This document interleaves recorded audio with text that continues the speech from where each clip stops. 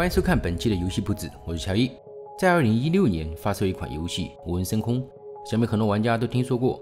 当时这游戏试图打造一款极为宏大的宇宙世界而闻名。游戏宣传理论上有个十百千万、10万、百万、千万、1亿、10亿、百亿、千亿、1兆、10兆、百兆、千兆、1斤、10斤、百斤、千斤，有1800多斤的星球供玩家们探索。放出的宣传片也让当时的玩家们极为期待。宏伟的太空，风格迥异的星球环境，种类繁多的外星植被和动物，还有激情四射的星战元素。这一系列宣传试图将《无人深空》打造成游戏史上一个里程碑之作的态势，甚至忽悠住了索尼，让以为捡到宝的索尼也在宣传这款旷世神作。结果先是传出他们的制作公司被大水淹了，之后又搞出了跳票。等到游戏上市了，那些满心期待已久的玩家们发现被骗了。所以星辰大海的探索，结果只是一颗颗随机生成的星球。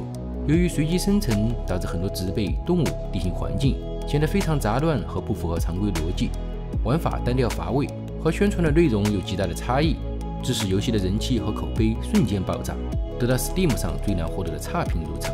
而之前给游戏背书的索尼也极为尴尬，玩家们也闹着要去起诉开发商虚假宣传，游戏论坛之后也关了，传出了开发商跑路的消息。这一系列事件将《无人深空》推上了2016年年度最大骗局的游戏，玩家们退款的退款，闹腾的闹腾。随着时间的推移，大家也逐渐冷落了这款游戏。《无人深空》在遭遇开局极为不利的情况下，换其他开发商早就终止项目，另起炉灶了。但他们没有放弃。这几年来，《无人深空》的开发商潜下心来，慢慢填补他们当年挖的坑，圆他们画的饼，把当年宣传的内容一点点补了上来。多个重大更新的发布，虽然离他们当时说的还有一些差距，但开发商的诚意也被玩家们看在眼里。无人深空的口碑也逐渐回暖。现在大家一提到无人深空，都不再是什么最大骗局、传销深空了，关键词也变成了什么知耻而后勇、国内厂商学着点之类的正面评价。那么这次我就带大家看看，从差评如潮到特别好评的无人深空，这款口碑逆转的游戏到底什么样？一进游戏，这4个游戏的模式看起来和我的世界差不多，有休闲探索的，有针对极限生存的，还有偏向于自由创造模式的。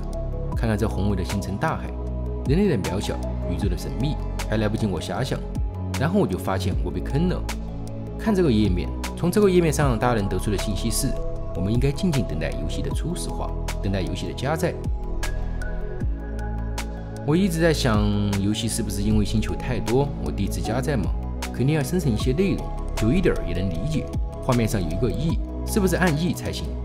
按了还是没有反应。6 hours later. Fucking it! Bother the fucking league, the whole product's going. I'm fucking enough. We're not playing PlayStation anymore. The whole fucking watch. And the fucking controller. Fucking play. 搞得我开始怀疑我的电脑是不是带不动这宏伟的宇宙。结果我去网上查了查，这你妈根本就不是什么等待游戏初始化，出现这个页面只需要按住E不放就进入游戏了，它初始化多久都没有关系，而且还有可能遇到卡输入法导致按住E没有反应，让大量玩家一直卡在这个界面。算了算了，平心静气，好歹还是进去了。作为外国游戏，不但支持关中，还有中文配音，这一点还是挺令人惊讶的。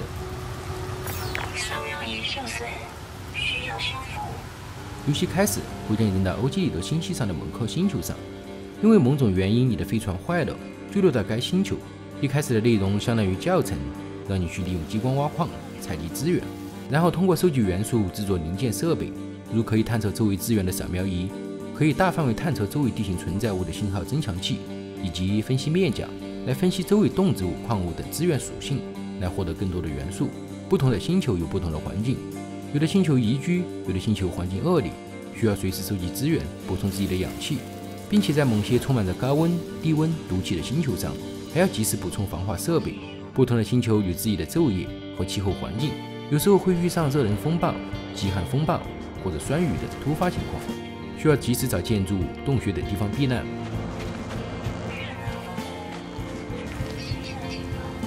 游戏的音乐和气氛还是挺不错的，有一种在浩瀚宇宙的空灵感。当在第一颗星球把基本的设备制造完成，把飞船修好后，就可以向星辰大海进发了。不得不说，第一次起飞冲向宇宙，那种感觉非常让人激动。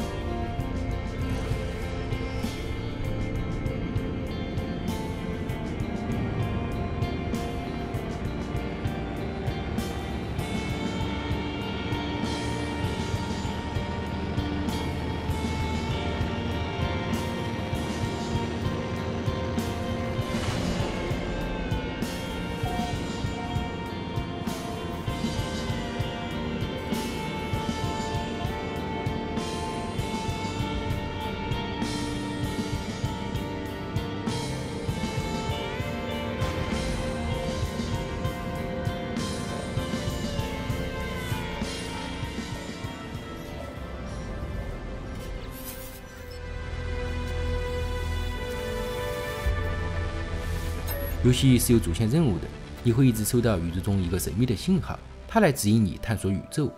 在游戏中，你可以遇上外星人的空间站、贸易站、舰队、海盗等元素。许多外星种族最开始和他们有语言隔绝，你是看不懂他们说话的，只有通过他们的表情动画来判断内容。通过后续和他们多交流，送东西给他们，接受任务的，开始学习外星语的单词，之后就能逐渐和他们交流的。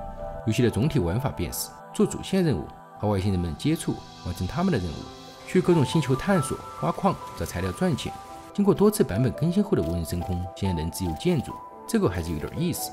找个风景秀丽的宜居星球，自己搭建房屋，做一些生产种子设备，甚至之后有大的舰船，也可以自己改造房间，让它们成为你星际探索的移动航母。每个星球有一些造型奇特的动植物，也有富有攻击性的物种，部分星球还有无人机护卫。这些护卫在很多星球上都有部署，你要是老老实实的星球观光，他们不会管你；但你要是当着他的面采集资源，破坏星球环境，他便对你发起攻击。你打掉一个，还会吸引更多更强的护卫来支援。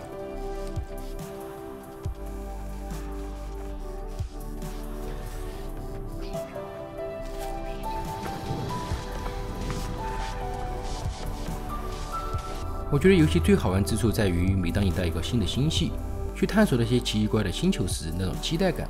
这些星球有的如天堂般宜居，也有环境非常恶劣的星球，甚至有些星球的造型可以用诡异和恐怖来形容。这些星球不时还留有坠毁的探测器、其他文明留下的遗留建筑等设施可供探索，也可以使用地形操作器采集矿脉、挖地道前往地下洞穴冒险。等到收集好足够的资源，就可以升级飞船，能在宇宙中的星系间进行曲速飞行。给你弄个星际穿越的动画，显然是飞得很远。新的星系实际上只是给你换了几颗天体，换了点飞船、空间站等东西。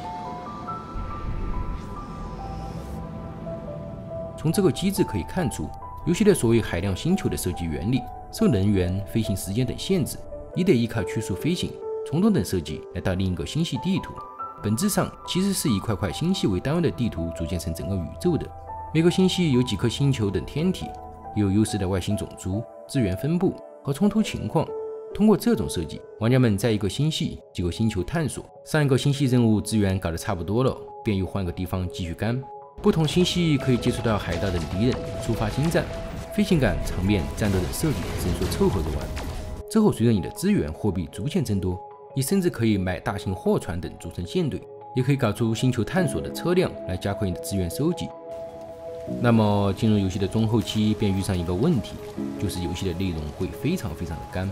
游戏我刚才说了是有主线任务的，游戏的最终目的是通过一系列探索到达宇宙的中心，来探寻宇宙最核心也是最原始的奥秘。要抵达宇宙中心需要太多的步骤了。角色在星球需要物资，飞船的飞行也需要能源，挖矿、做装备、建家园、升级科技、接任务、赚钱、买飞船，装不下物资了，想办法弄艘运输船，继续接任务。遇上海盗还要打，一颗颗星球探索挖矿，先走路慢，再造辆车，最后一点点积累资源，升级购买飞船。一个星系一个星系这样跳跃，逐渐向宇宙中心靠近。玩家在这一系列游戏进程中，确实有一种无人深空的孤独感。游戏内容的话还算好，但新鲜期过后确实很干。这个就各位玩家们见仁见智了。有喜欢这种类型的，也有时间不够玩不下去的。反正我觉得当个休闲游戏玩一玩还是不错。去宇宙中瞎逛，见哪颗星球的造型独特，就去看看，总能发现一些有趣的东西。在 Deluxe 版本发布后，游戏可以进行多人联机了。从目前来看，无人深空现有的内容和质量确实比发行当初要好很多了。虽然还是有不少 bug、系统任务指引差等问题，但客观公正来讲，无人深空从当年的差评如潮到如今的特别好评，大家对于其口碑的转变，应该是开发商的态度，而不是游戏的质量。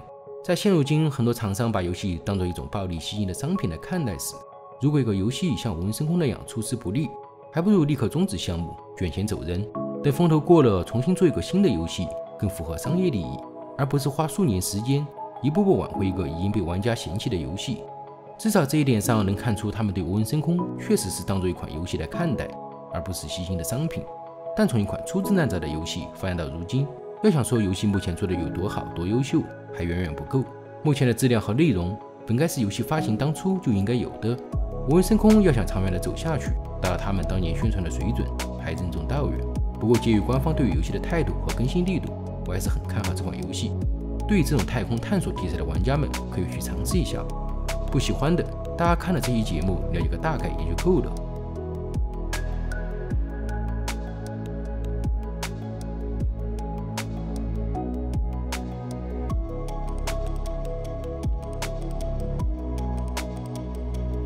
至于游戏的结局，就是千里跋涉抵达星系中心。目前全球仅0.5%的玩家到达了宇宙的中心，包括我在内，大部分人都放弃了。最后我在网上找了些大佬的通关视频。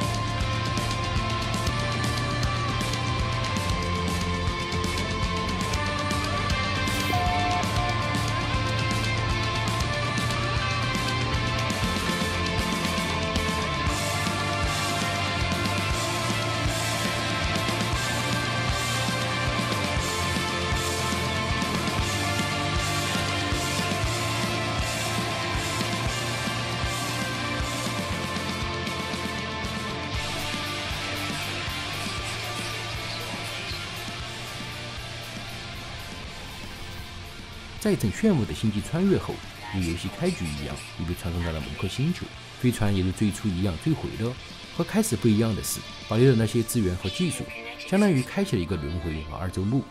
这感觉有点像我的世界打完末影龙，从传送门回到主世界的感觉一样。也许我们游戏最开始坠毁的那颗星球，是不是游戏角色在上一次抵达星系中心终点后一个新的开始？感谢收看本期的游戏布置，喜欢的观众朋友们可以点击关注。我是乔伊，我们下期再见。